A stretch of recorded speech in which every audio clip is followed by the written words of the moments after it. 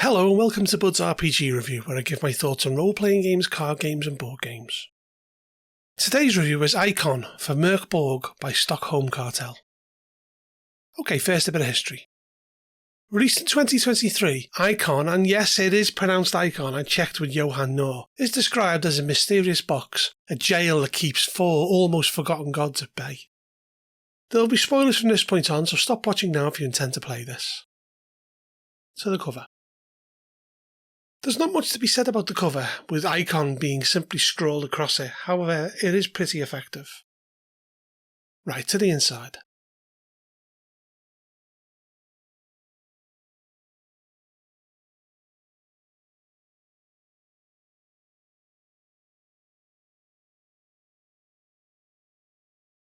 Contained within are 4 books to represent the 4 folk gods, the Bilk Herd, the Becklur, the Old Dead, and the dreaded Silk Fiend. The means to summon them are rare, valuable and blasphemous. The eldest Galgenbeckian priest claims that Necrubal's left hand carved the icons with knife, press and hammer, the blows shaking the earth. They are spread as half myths, stories that make promises of gifts and curses, carved into rock and monolith around the dying world. They are detested by the 2-headed basilisk, and summoning them is considered a serious desecration, and crows are sent to hunt for the heretics. Those that find the icons eventually burn. Each book is 24 pages long. Inside the box we have a fairly simple set of rules in the lid, and a d4 should be rolled to determine which folk god is to be summoned should you wish to, and then the d8 is rolled to determine their response. Whoever summons them gains a +1 to the roll for each willing human sacrifice, as well as a further +1 for each significant body part that is severed from the conjurer of the icon to a maximum of +3. Essentially, the higher the better, or however one can determine better in Mörk Borg. It stresses that omens cannot be used to change this roll, and that aid cannot be requested again until the effect of the current summoning concludes, and that some effects are instantaneous. First up is the Bilk Herd. This is a kind of sheep or goat herd god, one who is vindictive and cruel who punishes his flock, though death and gifts go hand in hand. On a 1, the herd is summoned, one of hate-filled goats who consider you the poisoners of the fields and earth's altars.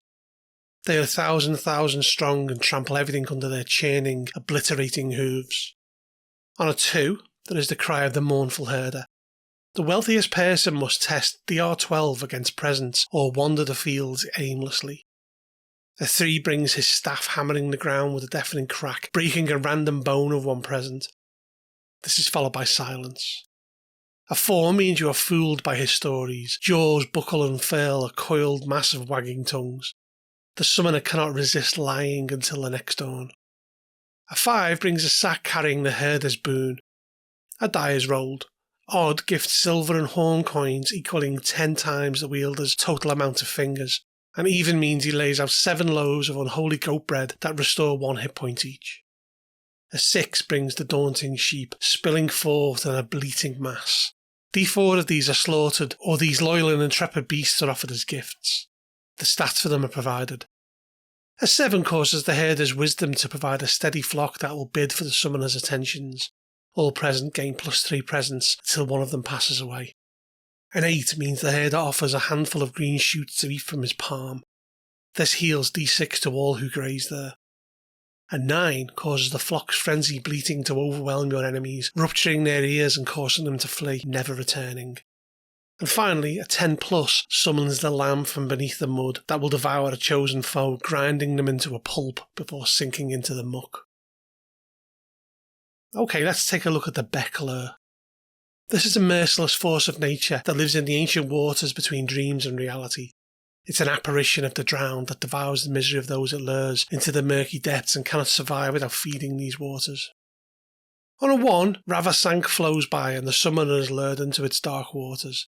They need to roll a presence DR14 or throw themselves in drowning. On a 2, the reflections show small flashes of stolen beauty snatched by cruel fates. They need to test presence DR14 or they are struck dumbfounded until death. A 3 brings the strains of the lure's fiddle, its discordant screech driving you to the edge. Any within earshot become anxious and unnerved, suffering a -1 presence. A 4 causes heavy armour to melt like ice to reveal fleshy, stinking scales that attract violence and the hungry. A 5 conjures peals of briny laughter, and the summoner's container fills to bursting with either poison or water, their decision. A 6 brings the grimy Onyx Omega Deathfish's sharp teeth that bite into the nearest kneecap.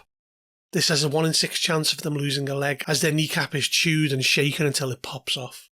If not, the fish waits with patience until asked to strike.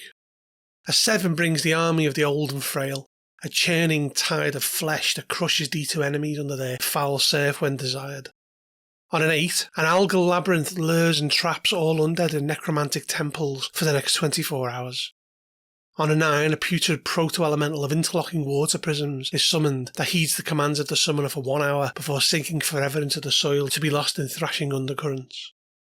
And finally, on a 10+, cylinders of ropey water spring forth, entangling D2 creatures under 10 foot tall in an inescapable grasp as they are mercilessly drowned, their pleading ignored. Next up is the Old Dead. These are said to be the first to die, and are not the ruler of the land of the dead, but the court jester. She beguiles the living and dead as well as the dying, and is rumoured to have made Necrobell laugh once. On a 1, she lifts her primordial force field, and a necromagical horseshoe decapitates all heads present, whereby they are cast into the darkened skies before falling like some hellish hailstorm. A 2 conjures bony fingers that play a random PC's ribs, snapping and cracking them, causing D12 damage. Additionally, all present must make a DR12 presence check or become permanently deaf. A 3 makes her look up, a penetrating gaze scrutinising all. They need to make a DR10 presence test or witness the kingdom of the old dead until they die. A 4 causes her to snap her fingers for D8 rounds, with each click destroying a random item each round. A 5 causes the old dead to cough in praise toward anybody wielding 2 or more weapons that have been used in the act of murder, increasing their maximum hit points by D6. A 6 causes her to gamble with fate. 76 should be rolled, with 1s and 6s being kept, and can turn failed defence rolls into successes when required. On a 7, the old dead plays the clavichord in minor. There's a 1 in 6 chance of a string snapping and causing a misery that makes a random PC fall into a fitful sleep for 7 hours. Otherwise, the old dead gifts him with a kindness. Once only, their touch can permanently put a creature into a dreamless sleep. On an 8, the old dead brings forth dice, a D12 and a D20. Should the D20 roll greater than a 12, then a random PC becomes transparent for an hour, draining of colour. If the D12 is greater, the old dead's larder fattens them, meaning they require no food for a week, though a crushing ennui falls upon them and they must become drunk nightly. A 9 causes her to offer you her dread skull, a bomb that deals 2d12 damage that the summoner is immune to the effects of. Finally, a 10+ causes the old dead to take their hand and accompany them until they are commanded to rattle. A nominated target is expunged and they are eradicated from existence, crumbling into a pile of salt, ash and bone. The final book is The Silk Fiend. Born of myths carved in rock, it is said that Necrobell shredded his skin and organs, scattering them across the world. These parts, through ritual or misery, have attained unholy life, sprouting limbs. Venerated in whispers, the Silk Fiend is known to be part of Necrobell's right arm. A 1 causes the last that uttered the IKHON's name to turn to dust and mist, their soul devoured. On a 2, they are all encased in the Silk Fiend's cocoons. They need to make a presence DR12 test, and if more than half the party fail, they are all bound, trudging forever onward for eternity. A 3 makes the eyes of the wealthiest in attendance burst forth with a pop. They're blinded for D4 days, after which 8 eyes on stalks grow out of the holes, and they can only eat flies and bugs from that point onwards, and venomous spiders always find them, no matter how well they hide. On a 4, the clacking mandibles that drip with saliva and blood come at night and all are dream-bitten. By the morning, the paralysing venom has settled and they suffer -2 strength and agility. The day after, this drops to -1, and then on the 3rd day they are back to normal, with the bite mark showing them forever as a heretic. On a 5, the Silk Fiend stalks them for D4 days, waiting in hunger. When someone says "I," they are devoured immediately. A 6 means they receive the Silk Fiend's blessing and they are bound in her silken webs, giving them armour -D8, tier 3, with no penalties for D6 days. On a 7, an undead empress has manipulated the Silk Fiend into distilling 4 decoctions. A coin is flipped. If the left-hand path is the result, this foul concoction raises an ability to +7 for D6 times 30 minutes. If visions from the dark is the result, the syrup-like potion will, when poured into a corpse's mouth, return them to life with full hit points. On an 8, poisoned fangs appear, biting a nominated target for 3d6 damage. Shocking and stunning their allies, you defend with the R8 for the fight's duration. On a 9, the Silk Fiend's tunnels and pits perforate the soil. When required, all nearby roll a d6. On a 5 or a 6, they fall to their death. A 10 plus means when the summoner snaps their fingers, colossal web-shrouded spider legs fall from the heavens, smashing enemies to a pulp. 8d4 is rolled. All 1s and 4s are hits, dealing d8 damage. The summoner designates the targets. It remains a constant source of surprise to me that those associated with Borg manage to consistently produce material that feels like it so perfectly fits the tone of the game, and IKHON is no exception. It's such a novel concept to have this small black box that contains such awful malevolence in abundance. It not only gives the GM, but also the players lots of options to create interesting circumstances that mostly end in something terrible happening to someone. The instructions for what you have to do are really clear and straightforward, although at times the Gothic script was quite difficult to understand, especially at the beginning of sentences. What you do with the victims and those that seek the services of the almost forgotten folk gods seems to be purposely a blurred line that is easily open to interpretation. Each one of these simple black books is almost a scenario in itself for the players to discover, summon, and suffer the hateful consequences that is gleefully poured upon those whose luck has finally run out, and those that survive, mostly intact, being hunted as the heretics they are by the ruinous powers that be, is almost a second level of dread. As with other books for this game, the writing is luridly descriptive, with each word seemingly coughing vileness upon the pages. And then there's the art.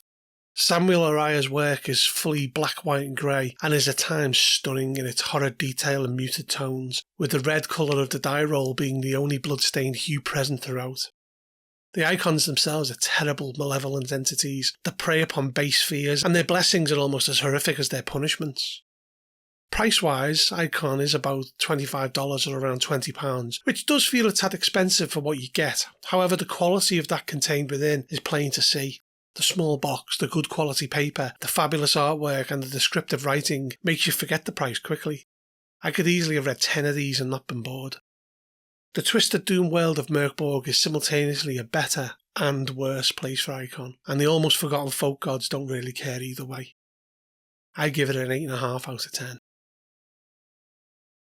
If you enjoyed this review, please make sure to hit the thumbs up, subscribe to my channel and check out my other videos. Also, if you're interested in buying this product, I'll put some links below. Lastly, if you like what I produce here, then maybe think about supporting me on Patreon or even becoming a member of my YouTube channel. Bud out.